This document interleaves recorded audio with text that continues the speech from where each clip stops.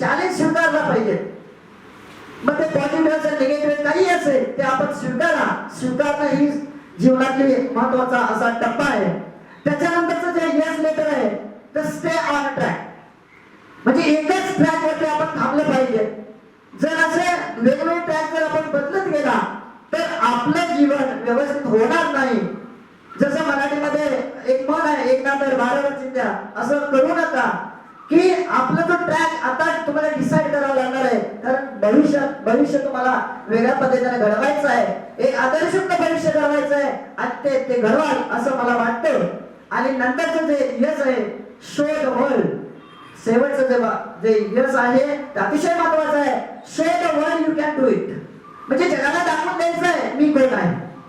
बरेच जणांना आपल्याला माहिती नाही मी कोण आहे, माझ्यामध्ये काय क्वालिटीज आहे, माझ्यामध्ये काय स्किल्स आहे, किती कौशल्य आहे, हे बऱ्याच जणांना माहिती नाही आहे. तर प्रयत्न करा. आम्ही आमच्या पद्धतीनं स्कूलला शाळेला हे प्रयत्न केलेले आहेत. आपल्याकडे कोणत्या प्रकारची स्किल आहे, ती स्किल ओळखून आपल्या जीवनामध्ये त्याचा विस्तार करणं हे आपल्या हातात आहे आणि ते तुम्ही कराल असंच मला वाटतं. यशाची उंची गाठताना कुठल्याही कामाची लाज बाळगू नका. मेहनत ही सगळ्यात महत्वाची गोष्ट आहे.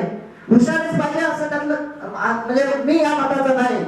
त्याला जर या म्हणजे जाणीव त्या व्यक्तीला जाणीव असेल तर आणि त्या जाणीवेला जर मेहनतीची जोड असेल तर नक्कीच आपलं आपण यशाजवळ जाऊन पोहोचू शकतो. यात ते मात्र शंका नाही. मेहनत ही एक सोनेरी चावी असते आणि ती भाग्याचे नेहमी दरवाजे खोलत असते, उघडत असते. आणि म्हणून ही मेहनत तुम्ही सातत्याने करत चला, तुम्हाला नक्कीच यश संपादन म्हणजे मिळू शकेल. एकदा स्वामी विवेकानंद म्हणतात, arise awake and stop not until the goal is reached, म्हणजे तुम्हाला जे ठरवलेले जे ध्येय आहे ते मिळेपर्यंत अजिबात थांबायचं नाही आणि ते तुम्ही करावं असं मला वाटतं. कोरोना महामारीच्या काळामध्ये सुद्धा शैक्षणिक क्षेत्राला फार मोठा फटका बसलेला आहे, फार मोठं नुकसान झालेलं आहे आणि याचे कारण सुद्धा आपण सुद्धा याचे साक्षीदार आहोत. आपल्याला चांगलं माहिती आहे. आपली मानसिकता ढळ घेऊ नका, चांगल्या पद्धतीने आपण प्रवास करा, आई वडिलांची स्वप्ने असतील ती पूर्ण करा. आकाशात उंच भरारी मार्ग असताना शाळेला कधीही विसरू नका. भविष्यात शाळेच्या कार्याचा एक घटक बना. आणि एवढेच सांगून मी पुन्हा एकदा आपल्या उज्ज्वल भविष्यासाठी आणि 28 तारखेपासून सुरू होणाऱ्या वार्षिक परीक्षेसाठी आम्हा सर्व शिक्षकांकडून मी शुभेच्छा व्यक्त करतो. आणि पुन्हा एकदा आपल्या जीवनात यशवंत व्हावं, आपलं जीवन यशवंत व्हावं, जयवंत व्हावं ही शुभेच्छा व्यक्त करतो. आणि माझं छोटस हे शुभेच्छा मनोगत मी व्यक्त करतो. धन्यवाद. सक्सेस या शब्दाचा अर्थ खूप चांगल्या रीतीने तुम्ही समजावून दिलात सर, त्याबद्दल तुमचे धन्यवाद. SSLC एप्रिल 2022च्या परीक्षेत प्रथम येणाऱ्या विद्यार्थ्यांना शाळेतील शिक्षक विषयांवर काही बक्षिसे देणार आहे. आज कौतुकाने आणखीन एक उल्लेख करावासा वाटतो की यावर्षी आपल्या मराठी विद्यानिकेतन बाल मंदिरने काही बक्षिसे जाहीर केली आहेत. या सर्व शिक्षकांना मी धन्यवाद देते. मराठी विषयात प्रथम Shri BM Patil sir, Ujjwala Chavan teacher, Sanjivani Khandagale madam, Seema Mangralkar ताई, स्वाती जाधव ताई. इंग्रजी विषयात प्रथम SS Lad sir, BB Shinde sir, GV Sawant sir, BG Patil sir. Kannada विषयात प्रथम श्री नारायण गणाचारी सर, श्रीमती भारती शिराळे टीचर. गणित विषयात प्रथम Shri Mutkekar sir, Sheetal Padvanji madam, BG Patil sir, Rupali Hadganan teacher. विज्ञान विषयात प्रथम सरिता पवार टीचर, मंजुषा पाटील टीचर, प्रसाद सावंत सर, रेणू पवार ताई. समाज विषयात प्रथम IB More sir, Shashikant Dhamnekar sir, Dheeraj Singh Rajput sir. शाळेत मुलींमध्ये प्रथम नम्रता पाटील टीचर, नारायण उडकेकर सर, संजोत बांदेकर ताई. शाळेत मुलांमध्ये प्रथम नारायण उडकेकर सर, शाळेमध्ये प्रथम दत्ता पाटील सर. आजच्या समारंभाचे प्रमुख अतिथी माननीय प्राध्यापक श्री महेश शिंदे सर आपले विचार व मार्गदर्शन आपल्या समोर मांडतील, जे आपल्या परीक्षेला व जीवनाला महत्त्वपूर्ण ठरेल.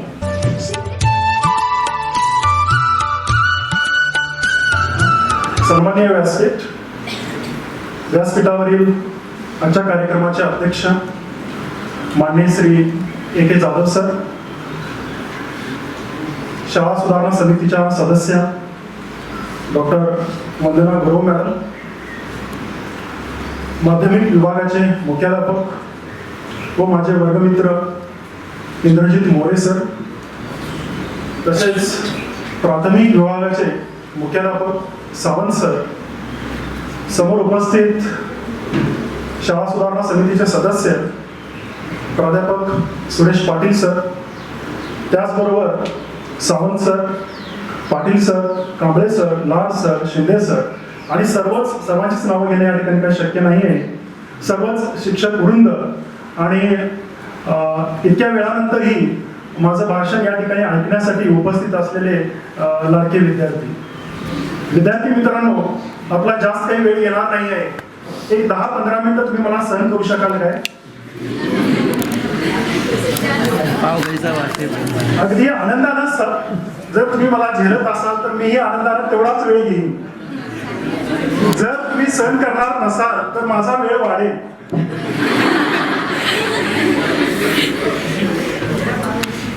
सर्वप्रथम या ठिकाणी ज्या विद्यार्थ्यांनी भाषणे केली त्यांची भाषणे ऐकून खूप समाधान वाटलं. कारण नवीन शैक्षणिक प्रणाली जी येत आहे त्या शैक्षणिक प्रणालीमध्ये फक्त तुमच्या गुणांना महत्त्व दिलेलं नाहीये.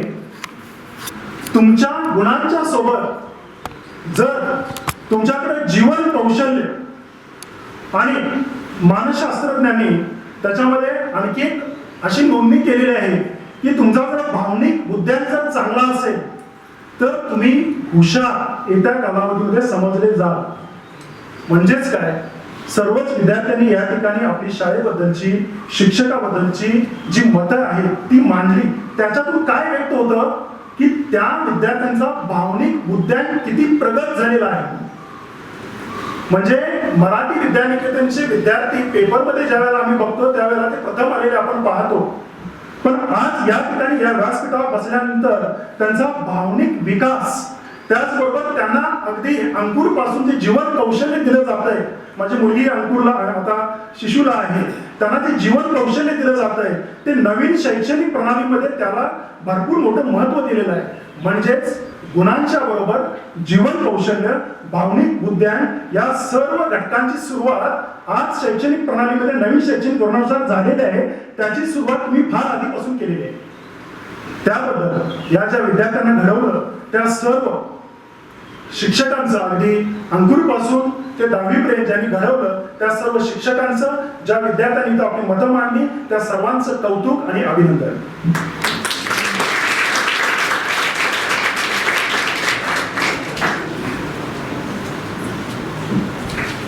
तुम्ही कदाचित एक चित्रपट आहे टाइम मॅटर नावाचा, इंग्लिशमध्ये पाहिला असेल नसेल. त्या चित्रपटामध्ये वडिलांचं आणि मुलाचं चित्रण केलेलं आहे. वडील जे असतात ते आपल्या मुलाला घेऊन जंगलामध्ये फिरायला जातात.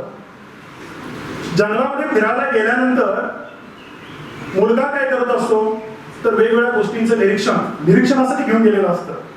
त्यासाठी तो निरीक्षण करत असतो. झाडं, पशु, पक्षी, प्राणी सर्व काही पाहण्याचा प्रयत्न करत असतात. आणि जंगलामध्ये खूप दूरवर गेल्यानंतर थोडंसं ते थकतात आणि म्हणून काय करतात, थांबतात. मग ज्या ठिकाणी ते वडील बसलेले असतात झाडाला टेकून त्याच ठिकाणी त्यांना झोप येते.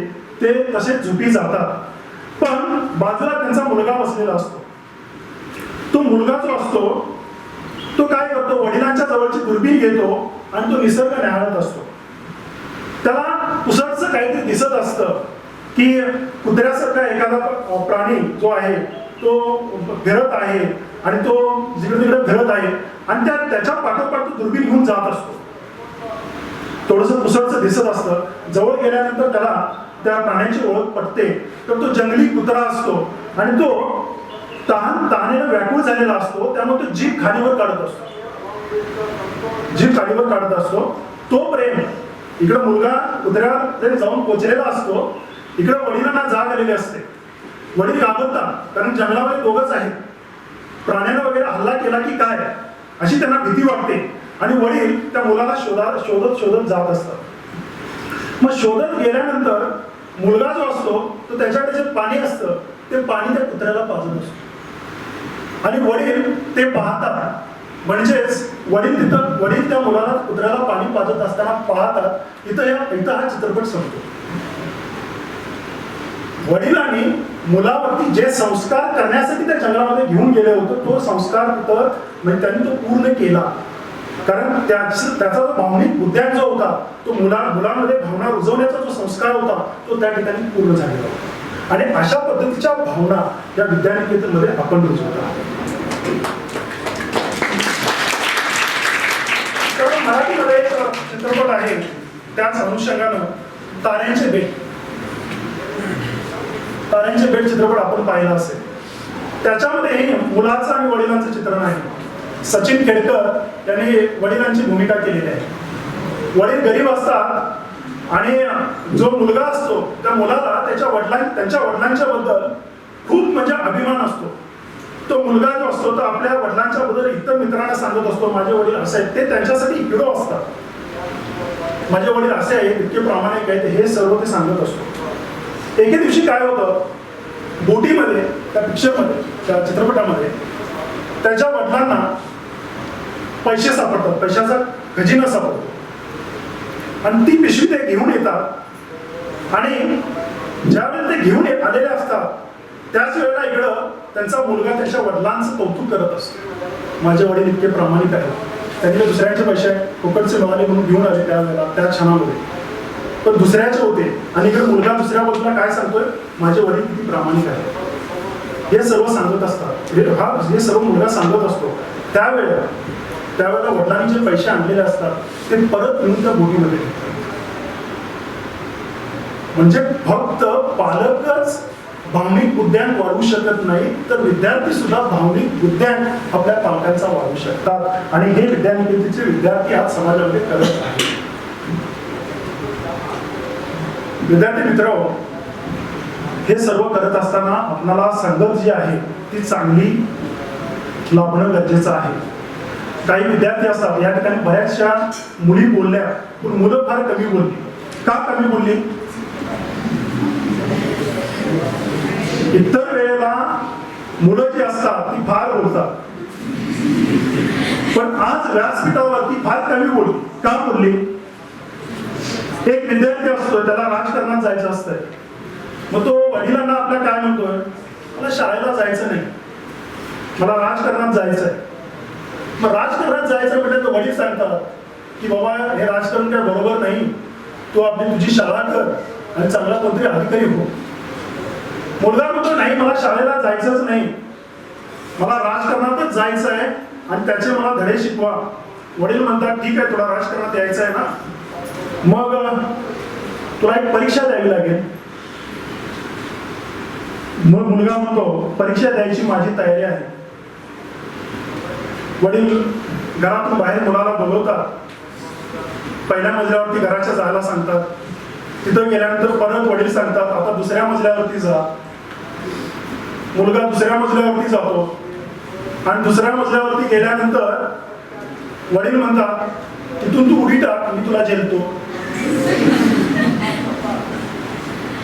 त्याची राजकारणात जायची फार इच्छा असते. मुलगा त्याला परीक्षा तर द्यायचं आहे राजकारणात जाण्यासाठी, त्यामुळे तो वरून खाली उडी मारतो. वडील झेलाचे सोडून बाजूला उभं राहतात. वडील बाजूला उभं राहिल्यानंतर मुलगा जमिनीवरती खाली पडतो, पूर्ण रक्तबंबाळ झालेला असतो चेहरा वगैरे. डॉक्टरकडे स्ट्रेचरवरून घेऊन जातात. बेशुद्ध अवस्थेत असतो. ज्या वेळेला शुद्धी आलेली असते त्यावेळेला पालकांना विचारतो व त्यांच्या वडिलांना की पप्पा तुम्ही असं का केलं, मला झेलतो म्हटला पण मला झेलला नाही, तुम्ही असं का केलं. तुला राजकारणात यायचं होतं. इथं राजकारणात सख्या बापावर विश्वास ठेवायचा नसतो म्हणून तुला झेललं. आणि ती परीक्षा तू नापास झालास, त्यामुळं आता पुस्तक घे, अभ्यास कर आणि अधिकारी हो. तर विद्यार्थी मित्रांनो, हे असं जर काही डोक्यात असेल तर ते बाजूला ठेवा. पुस्तक घ्या, अभ्यास करा, चांगले अधिकारी व्हा, चांगल्या मुलांशी संगत धरा. तुम्हाला ती मुंग्याची गोष्ट माहिती आहे का? तुम्ही म्हणाल काय सर गोष्टी सांगायला लागले, कारण गोष्टी सांगितलं तर तुम्ही माझं ऐकणार, नाहीतर कोण आणले होते काय माहित काय झाले अशी परिस्थिती निर्माण होणार. त्यामुळे फक्त एक संगत कशी असावी एवढंच सांगतो मी मूळ मुद्द्याकडे होतो. संगत कशी असावी तर तुमची जर संगत चांगली असेल, म्हणजे भुंगा एक असतो, एक भुंगा उडत उडत जातो, फुलाच्या सानिध्यात जातो. फुलाच्या सानिध्यात गेल्यानंतर संध्याकाळी फुलाच्या पाकळ्या मिटतात आणि तो भुंगा जो असतो तो आतमध्ये राहतो. दुसरा एक भुंगा असतो, तो झाडाच्या वाळलेल्या फांदीवरती जाऊन तिथं आपलं घर करतो, तिथं राहतो आणि काही दिवसानंतर ती झाडाची फांदी खाली पडते तिथे. आणि जो इथे भुंगा जो अडकलेला असतो फुलांच्या पानामध्ये, तो काय होतो, एक बाई येते, त्या फुलाला तोडते आणि एका चांगल्या महात्म्यांच्या गळ्यामध्ये नेऊन त्या फुलांच्या हाराला नेऊन घालते. म्हणजेच काय, तर जर तुम्ही फुलाच्या संगतीत गेला तर तुम्ही महात्मा होऊ शकता. आणि इकडे दुसऱ्या बाजूला काय घडलं पहा, की जो भुंगा लाकडाच्या फांदीवर बसला होता, झाडाची फांदी तुटून पडलेली आहे आणि एक बाई येते, ती फांदी उचलून घेते आणि चुलीला जळण नाही म्हणून चुलीत नेऊन घालते. म्हणजे चांगल्याच्या संगतीत आला तर महात्मा व्हाल, नाहीतर चांगल्याच्या संगतीत आला नाही तर काय होईल हे आम्ही सांगण्याची गरज उरणार नाही. विद्यार्थी मित्रांनो, आता मूळ होता अतिशय 5 मिनिटांमध्येच संपवतो बरं. परीक्षेचा अभ्यास कसा करावा, बरोबर आहे. आतापर्यंत तुमच्या सरांनी सर्व काही सांगितलेलं आहे, तरी सुद्धा प्रमुख पाहुणा या नात्याने माझी जबाबदारी आहे की तुम्हाला थोडं काहीतरी सांगावं. साधारणपणे जे विद्यार्थी प्रामाणिक असतात ते परीक्षेचं टेन्शन, ताणतणाव अधिक घेतात. परीक्षेच्या कालावधीमध्ये तुम्ही सकारात्मक विचार केला पाहिजे. मी अधिक मेहनत करेन, मी यशस्वी होईल, काही झालं तरी मला यश संपादन करायचंच आहे आणि ते माझ्यापासून कोणीही हिरावून घेणार नाही, असा जर तुम्ही विचार केला तर जो काही वेळ तुमच्याकडे शिल्लक आहे तो वेळ तुम्ही चांगल्या पद्धतीनं वापरून अधिक गुण मिळवू शकता. या व्यतिरिक्त माझा अभ्यास झालेला नाही, मी नापास झालो तर माझं काय होईल, अशा पद्धतीचे विचार जर परीक्षेच्या कालावधीत जर तुम्ही नकारात्मक विचार जर मनामध्ये आणला तर पुढे जो तुम्ही अभ्यास करणार आहात तोही तुमचा अभ्यास कमी होईल आणि तुमच्या गुणांच्यावरती त्याचा परिणाम होईल. त्यामुळे सकारात्मक पद्धतीने विचार करा. त्याचबरोबर प्रश्नपत्रिका ज्या असतील पाठीमागच्या, त्या प्रश्नपत्रिकाही तुम्ही सरांनी तुमच्या सोडून घेतलेल्या असतील, प्रश्नपत्रिकाही सोडून घेतलेल्या असतील. साधारणपणे एक प्रश्नपत्रिका 100 गुणांची आहे ना सर?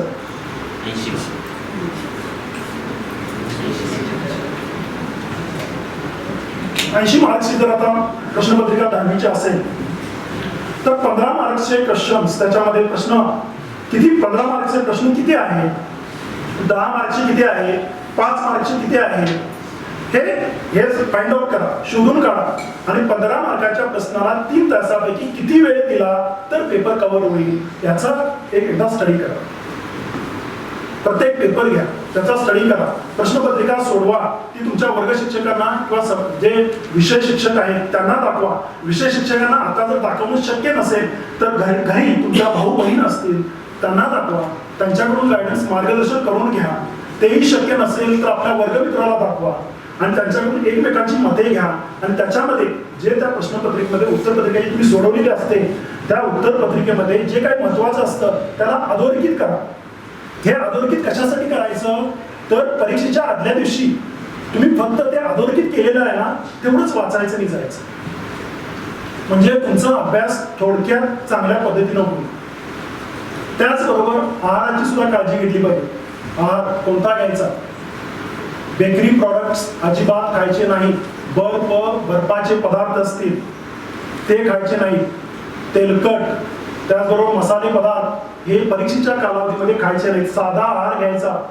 वरण भात, दही भात घेतला तरी चालतो, पण काही लोकांना त्यापासून झोप येते. भाजी भाकरी अशा पद्धतीचा आहार घ्यायचा परीक्षेच्या कालावधीमध्ये. त्यामुळे काय होईल की तुमची जी स्मरणशक्ती आहे ती चांगल्या पद्धतीने कार्यरत राहील. शिवाय तुम्ही जर घरच्या लोकांशी या बाबतीत जर आधीच सांगितलं तर ते घरामध्ये वेगवेगळे पदार्थ आणणार नाही, याची ते खबरदारी घेतील. पुरेशी झोप घ्या. झोप पूर्ण होणं महत्वाचं आहे. काही लोक काय करतात, परीक्षा आल्यानंतर दिवस रात्र पुस्तक घेऊन बसतात. ते काय धान्याचं पोतं नाहीये भरायला. त्यामुळे पुरेशी झोप घेणे, व्यवस्थित आहार घेणे, शिवाय परीक्षेच्या आदल्या दिवशी बऱ्याच लोकांना सवय असते मित्राला किंवा मैत्रिणीला फोन लावायचं, तुझा अभ्यास काय झाला, तू काय वाचलीस, माझं काय वाचलं नाही, अशी चर्चा अजिबात करायची नाही. परीक्षा हॉलमध्ये साधारणपणे 15 मिनिटं आधी पोहोचायचं. तुमच्या घरापासून परीक्षा केंद्र किती अंतर आहे, तिथं जायला किती वेळ लागतो याची आधी शहानिशा करायची.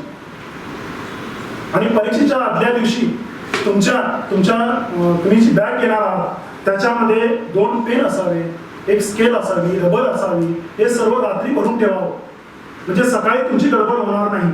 आणि परीक्षेला निघण्यापूर्वी घरातून वडीलधाऱ्या मंडळींच्या त्याचबरोबर शिक्षकांना नमस्कार करावा. का नमस्कार करावा? त्यांनी पेपर लिहिणार नाही, तर तुम्हाला पेपर लिहिण्यासाठी जी उभारी आहे, जो आत्मविश्वास आहे, तो त्याने निश्चितच मिळेल. ह्या सर्व गोष्टी करून झाल्यानंतर ज्या वेळेला तुम्ही परीक्षा केंद्रावरती जाऊन पोहोचाल त्यावेळेला तिथं गेल्यानंतर हे वाच, ते वाच, हे राहिलं, ते राहिलं, हे सर्व काढून ठेवायचं बाहेर. तिथं जाऊन वाचन करायचं नाही. तिथं गेल्यानंतर मित्र मैत्रिणीबरोबर चर्चा करायचं नाही. आणि मित्र मैत्रिणी चर्चा काय करतात, जे वाचलं नाही त्याच्यावर जास्त करतात, वाचले ते सोडून देतात. त्यामुळं सरळ परीक्षा हॉलमध्ये तुमचा सीट नंबर असतो त्या ठिकाणी जाऊन बसायचं, शांत बसायचं, सकारात्मक विचार करत बसायचं. पेपर माझा अभ्यास झालेला आहे, मी पेपर चांगल्या पद्धतीने सोडवणार आहे, मला सरांनी चांगल्या पद्धतीने मार्गदर्शन केलेलं आहे, असा विचार करायचं, तिथं बसायचं. आणि जोपर्यंत तुमच्या हातात उत्तरपत्रिका येत नाही तोपर्यंत शांत पूर्णपणे रिलॅक्स व्हायचं. उत्तरपत्रिका हातात आल्यानंतर सर्वप्रथम त्याच्यावरती सूचना दिलेल्या असतात, त्या सूचना काळजीपूर्वक वाचाव्या. त्या सूचना वाचून झाल्यानंतर आपला नंबर लिहायचा, मोबाईल नंबर नाही, परीक्षा क्रमांक तो लिहायचा. इतर माहिती व्यवस्थित भरायची. म्हणजे काय होईल, जे प्रेशर आहे तुमच्या डोक्यामध्ये ते थोडंसं रिलॅक्स होईल. समास सोडायचा. साधारणपणे व्यवस्थित स्केलनं आखून घ्यायचं. उत्तरे जी असतात ती साधारणपणे एका चौकटीत व्यवस्थित दिसतील याची खबरदारी घ्यायची. वेळेचं योग्य नियोजन केल्यानंतर शेवटची किमान पेपर संपल्यानंतर किमान 5 ते 7 मिनिटं अशी राखून ठेवायची की पेपरमध्ये कुठं काय राहिलं की नाही, जे महत्वाचं आहे त्याला अंडरलाईन पुन्हा एकदा करावं, अधोरेखित करावं, ह्या सर्व गोष्टी 5 ते 7 मिनिटं त्याच्यासाठी राखून ठेवायची. आणि हे झाल्यानंतर तुम्ही एकदा पेपर दिल्यानंतर ज्या वेळेला बाहेर येता त्यावेळेला तुमचं भविष्य तिथं बंदिस्त झालेलं असतं, त्याच्यावरती चर्चा करून काही उपयोग नसतो. त्यामुळे तुम्ही मित्र मैत्रिणींच्या बरोबर चर्चा करायची नाही, मी काय लिहिलं, काय राहिलं. बऱ्याच वेळेला विद्यार्थी काय करतात की परीक्षेमध्ये पेपर वेळ कमी पडतो, अशा वेळेला पूर्ण प्रश्न सोडून देतात एखादा. तर पूर्ण प्रश्न सोडवण्याऐवजी 2 अर्धवट प्रश्न सोडवला तर तुम्हाला अधिक गुण मिळतात. त्यामुळे प्रत्येक प्रश्नाला टच करा आणि अधिकाधिक मार्क्स कसे मिळतील याचा प्रयत्न करा. बाहेर आल्यानंतर त्याची चर्चा करायची नाही, सरळ घरी यायचं, दुसऱ्या पेपरचा अभ्यास करायचा. आणि ही सर्व परीक्षा झाल्यानंतर साधारणपणे तुम्हाला तुमचा रिझल्ट येईपर्यंत जो वेळ असतो त्या वेळाचं काय करायचं, आता एखादा स्पोकन इंग्लिशचा क्लास लावायचा. कारण तुमचं आता मीडियम ऑफ इन्स्ट्रक्शन जे आहे ते आता बदलणार असतं. तुमचं विद्यानिकेतनचं इंग्लिश जे आहे ते खूप चांगलं आहे, तुम्हाला समजायला फारशा अडचणी येत नाहीत, पण बोलायला अडचणी येतात आणि त्या येऊ नये म्हणून स्पोकन इंग्लिशचा एखादा क्लास लावायचा. तो जर नसेल तर तुम्ही योगा क्लास लावू शकता, कराटे क्लासेस आहेत, स्विमिंगला लावू शकता. आणि या सर्वांची फी देणं जर आपल्याला परवडत नसेल तर आपल्या विद्यानिकेतनच्या लायब्ररीमध्ये स्पोकन इंग्लिशवरती बुक्स आहेत, ती घेऊन तुम्ही या कालावधीमध्ये त्याचं वाचन करून आपलं इंग्लिशही सुधारू शकता. रिझल्ट आल्यानंतर काय करायचं? बऱ्याचशा मुलांना काही चांगले मार्क्स मिळाले असतात, काही मुलं चांगले स्टुडंट अबोव 90 असतात, काही अबोव 60 असतात, काही 50 असतात, काही चुकून कुठेतरी आता फेल होतात. फेल होण्याचे प्रकार सुद्धा बंद झालेला आहे, चुकूनच. त्यामुळे पूर्वीचे लोक, तुम्हाला सांगितलं मी, मोहनदास करमचंद गांधी असतील, सर्वांना माहीत असेल कदाचित, यशवंतराव चव्हाण असतील, बरोबर आहे, हे यशवंतराव चव्हाण असतील, परत सुशील कुमार शिंदे असतील, हे सर्व, इंदिरा गांधी, हे सर्व लोक आयुष्यात 10वी-12वी मध्ये भाषेच्या विषयामध्ये, गणित, इंग्लिशमध्ये फेल झालेले लोक आहेत. म्हणून ते कधी निराश झाले नाही. पुन्हा प्रयत्नानं त्यांच्यामध्ये जे स्किल आहे ते त्यांनी दाखवलं. त्यामुळे निराश व्हायचं नाही. जे मार्क्स मिळाले ते स्वीकारायचे आनंदानं, आणि पण ते स्वीकारल्यानंतर एकच काम करायचं, ज्या क्षेत्रामध्ये तुम्हाला आवड आहे त्या क्षेत्रामध्ये करिअर करा. पालक सांगतात म्हणून एखाद्या क्षेत्राकडे जाऊ नका. सायन्स सांगाले, कॉमर्स सांगाले, आर्ट सांगाले, मैत्रीण तिकडे गेली, मित्र तिकडे गेला म्हणून मी तो घेतो, ती साईड घेतो, असं करू नका. आणि हे जर करिअर जर तुम्हाला योग्य निवडायचं असेल तर 3 इडियट्स हा चित्रपट एकदा तुम्ही पाहून घ्या. म्हणजे जर तुम्ही तुमच्या आवडीचं जर क्षेत्र निवडलात तर तुम्ही टॉपला जाऊ शकता. जर नाही निवडलात तर तुमची अवस्था काय होऊ शकते ह्या चित्रपटातून तुम्ही आजमावू शकता. आणि हा चित्रपट केव्हा पाहायचा आहे? तुमची परीक्षा झाल्यानंतर. हे सर्वात महत्वाचं आहे. मी ज्या चित्रपटाचा उल्लेख केलेला आहे ती चित्रपट तुम्ही तुमची एक्झाम झाल्यानंतर पहा. त्याच्यातून काहीतरी शिकण्याचा प्रयत्न करा, टाइमपास म्हणून पाहू नका. त्याचबरोबर आपले शिक्षक मंडळी तरी नेहमीच तुमच्या पाठीशी आहेत. ते माझे कलिगज आहेत आणि मला त्यांच्यासमोर बोलण्याची संधी या ठिकाणी A K. Jadhav sir, Holkar sir, Suresh Patil sir, Vandana Gurav madam, Sawant sir आणि मोरे सरांनी दिलेले आहे.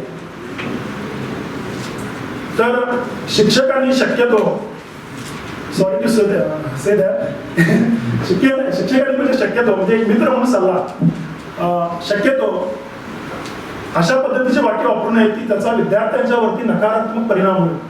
हे तुझं महत्वाचं वर्ष आहे, अभ्यास केला नाहीस तर परत पस्तावशील, आताच सांगून ठेवतो, अशा पद्धतीचे वाक्य साधारणपणे परीक्षेच्या कालावधीत वापरू नये.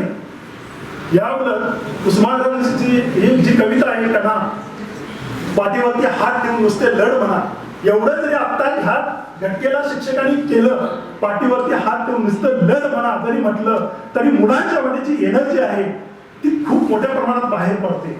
आणि सकारात्मक दृष्टिकोनातून विचार करून निश्चितच येणाऱ्या परीक्षेमध्ये विद्यानिकेतनचे विद्यार्थी घवघवीत यश संपादन करतील याबद्दल माझ्या मनात तरी तीळ मात्र शंका नाही.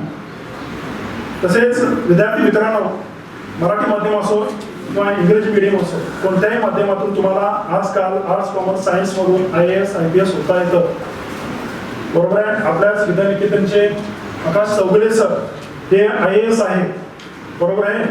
तुम्ही IAS होऊ शकता.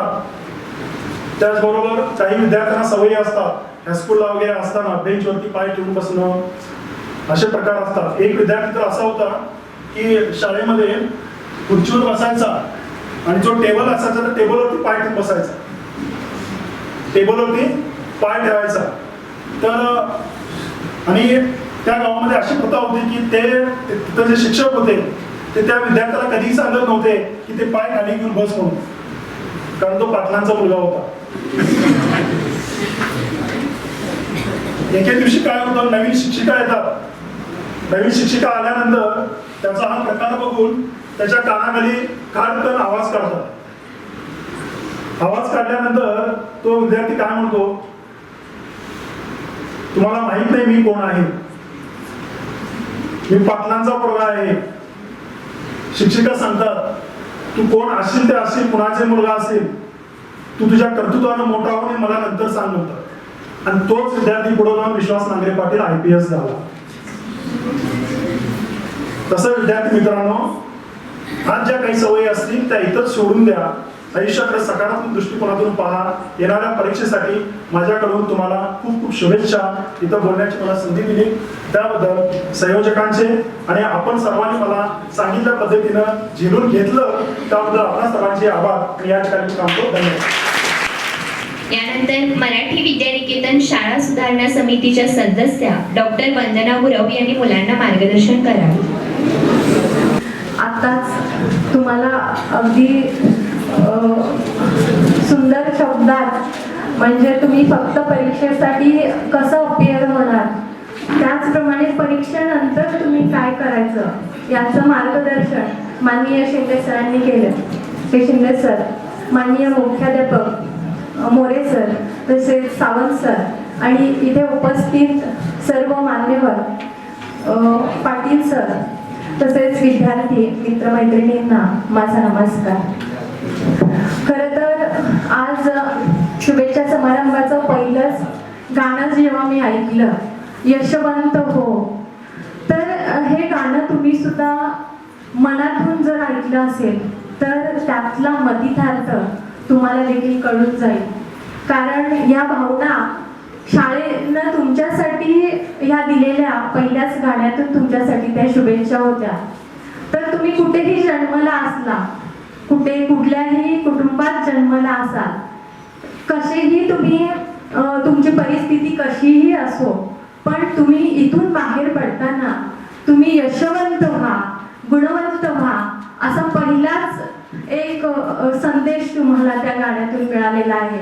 आणि अक्षरशः हे गाणं ऐकताना अंगावर शहारे येत होते.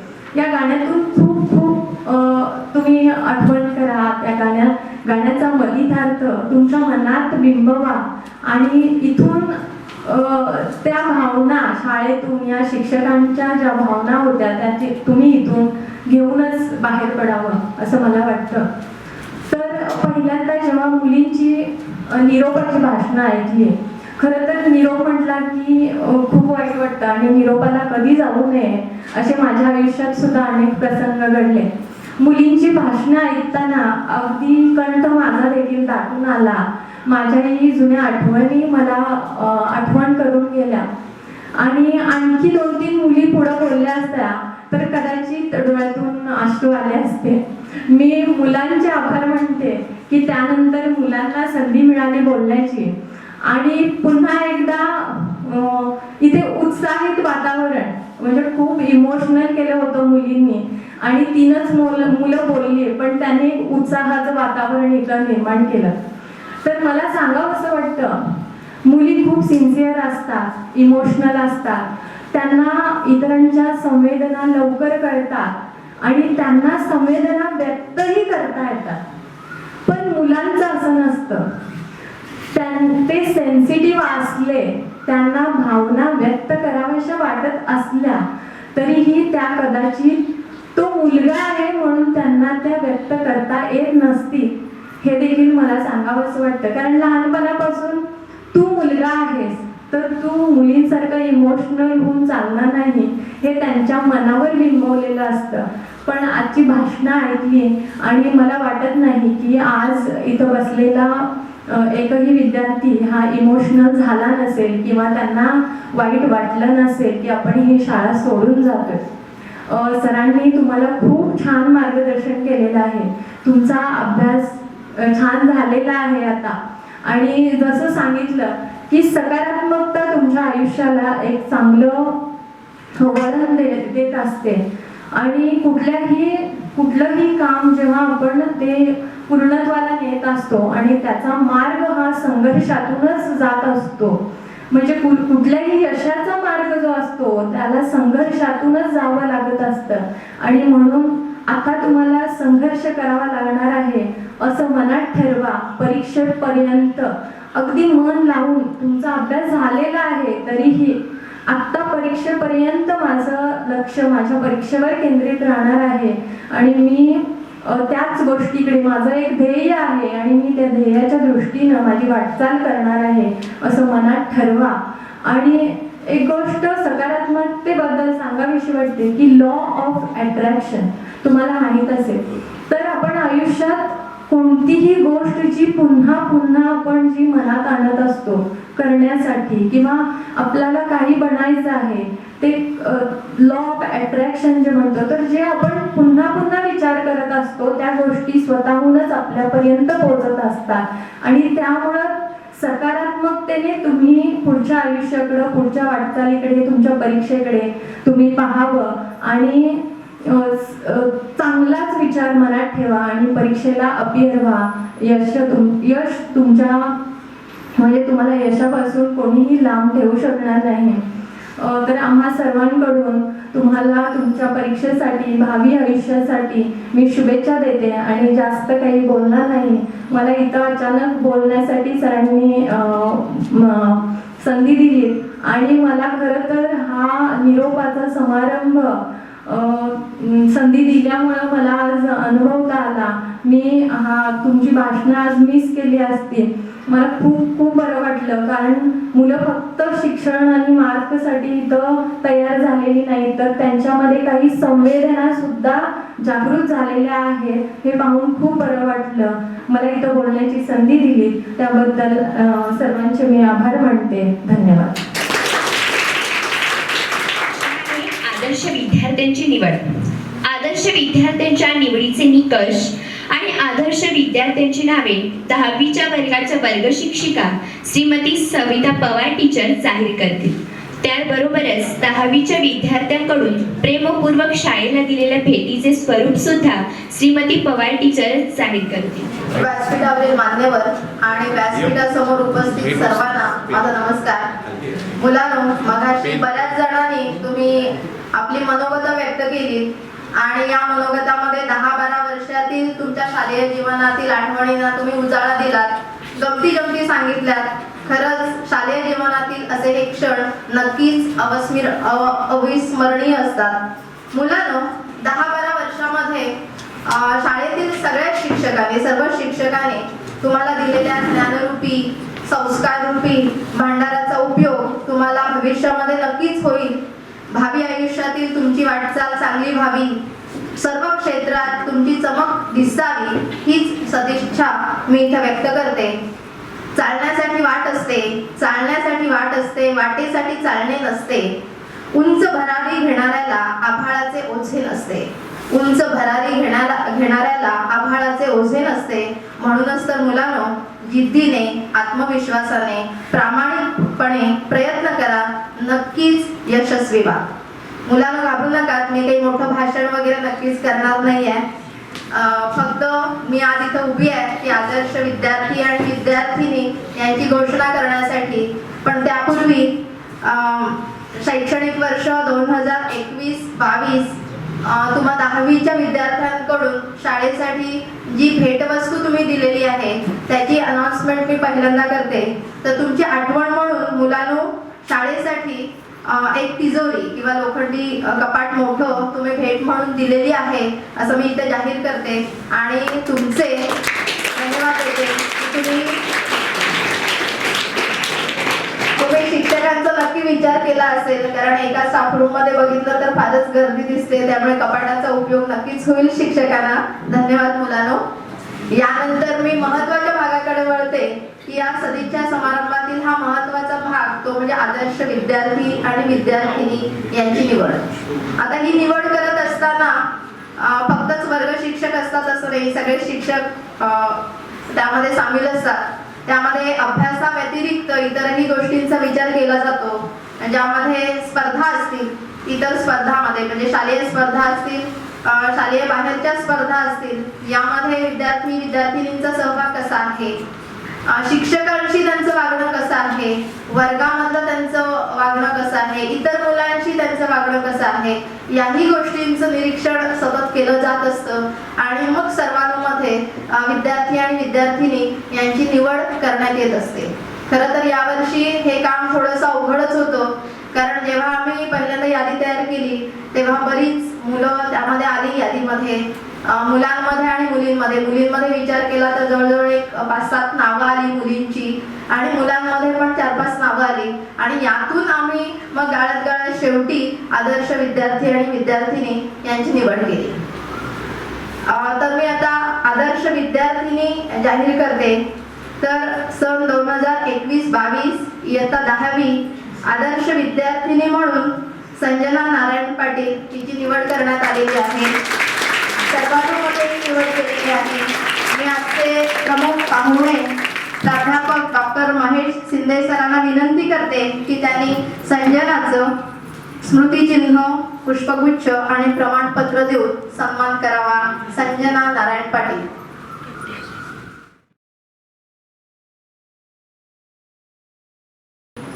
शिक्षकांशी आणि इतरांशी तिचं वागणं सुद्धा अगदी नम्र असतं. अशी ही आजची आदर्श विद्यार्थिनी.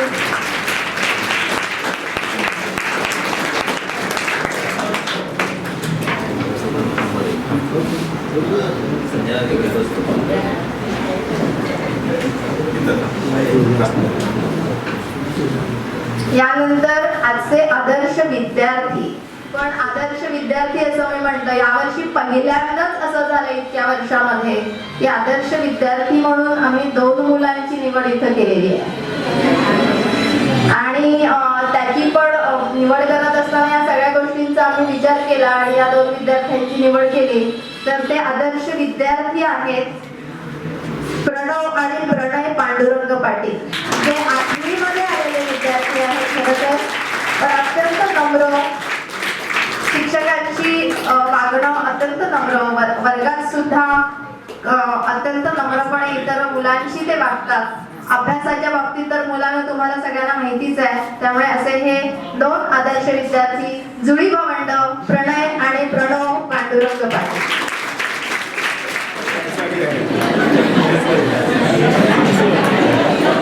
खेळामध्ये सुद्धा या मुलांचा सहभाग मला वाटतं यावर्षी होता आणि त्यात सुद्धा त्यांनी यश संपादन केलेलं आहे.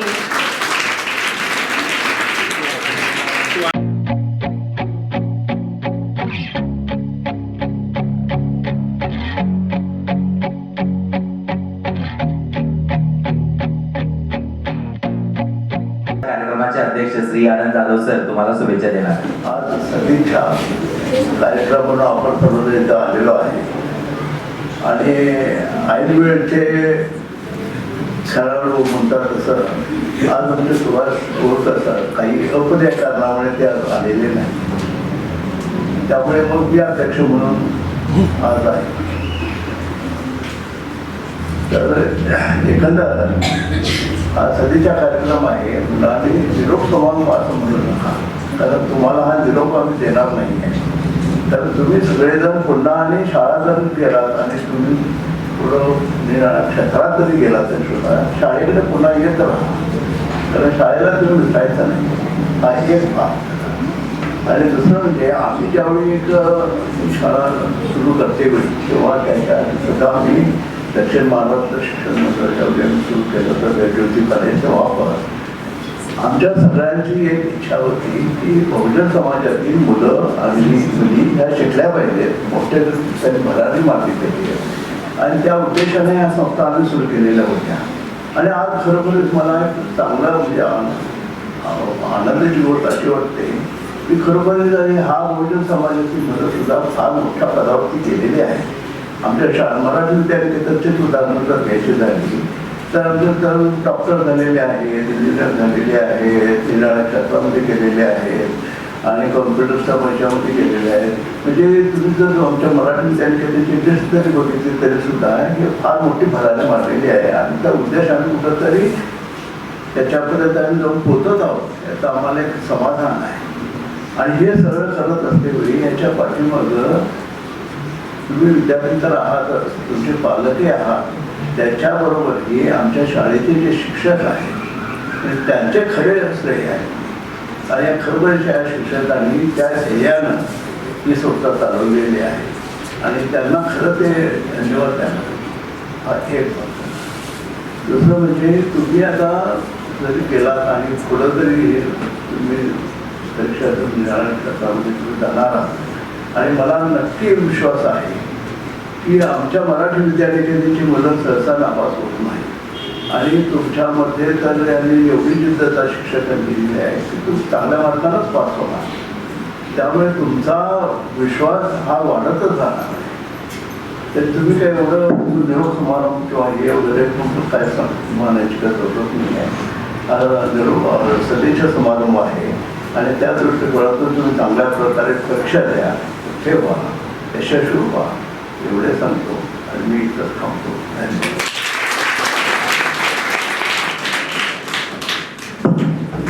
धन्यवाद सर. तर गेले 2 तास तुम्ही शांतपणे हा कार्यक्रम त्याचा आस्वाद घेता आहात. एक खूप छान वाटलं की मुलांनी आपली मनोगत व्यक्त केली. खरं तर ही पहिली वेळ आहे की इतक्या मोठ्या संख्येनं मनोगत व्यक्त केली. दरवर्षी 2-3 विद्यार्थी 10वीचे बोलायचे. हा कोविड-19चा प्रभाव म्हणावा लागेल की शाळेबद्दलची आतुरता तुमच्यामध्ये वाढलेली दिसली आणि इतक्यात मोठ्या संख्येनं तुम्ही शाळेबद्दलची कृतज्ञता व्यक्त केली. त्याबद्दल पहिल्यांदा मी तुमचे आभार व्यक्त करतो. तर आमच्या विनंतीला मान देऊन आमचे वर्गमित्र प्राध्यापक डॉक्टर महेश शिंदे सर, खरं तर शिंदे सरांनी आपले अनुभवच तुमच्या समोर मांडले. त्यांच्या सानिध्यात 6-7 वर्ष आम्ही एकत्र होतो. म्हणजे ग्रॅज्युएशनची नंतर 2 वर्ष आणि त्याच्यानंतर त्यांनी PhD ला ऍडमिशन घेतलं. आम्ही स्पर्धा परीक्षेची तयारी करत होतो. तर या 6-7 वर्षामध्ये त्यांनी ध्येय ठरवलं होतं की प्राध्यापक व्हायचं आहे आणि MA झाल्या त्यांनी डॉक्टरेट केली आणि त्यांनी आपलेच मोलाचे अनुभव आपल्या भाषणामध्ये त्यांनी व्यक्त केलेले आहेत की आपण ठरवलेला उद्देश, आपण ठरवलेले ध्येय ते सोडायचं नाही आणि त्यांनी ते साध्य केलेलं आहे की डॉक्टरेट मिळवली आणि आपल्याच BK कॉलेजमध्ये ते प्राध्यापक म्हणून रुजू झाले.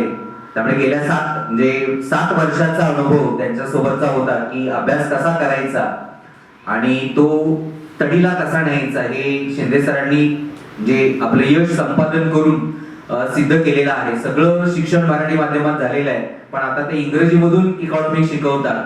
त्यामुळे हे काय म्हणतो की आपण प्रेरणा घेणार, प्रोत्साहन घेणारं व्यक्तिमत्व आज आपल्या समोर इथे उपस्थित होतं आणि अतिशय सुंदररित्या त्याने आपल्या विद्यार्थ्यांना मार्गदर्शन केलं. तर आमच्या विनंतीला मान देऊन ते उपस्थित राहिले आणि मार्गदर्शन केलं. त्याबद्दल शाळेच्या वतीनं, शाळा विकास समितीच्या वतीनं मी शिंदे सरांचे आभार व्यक्त करतो.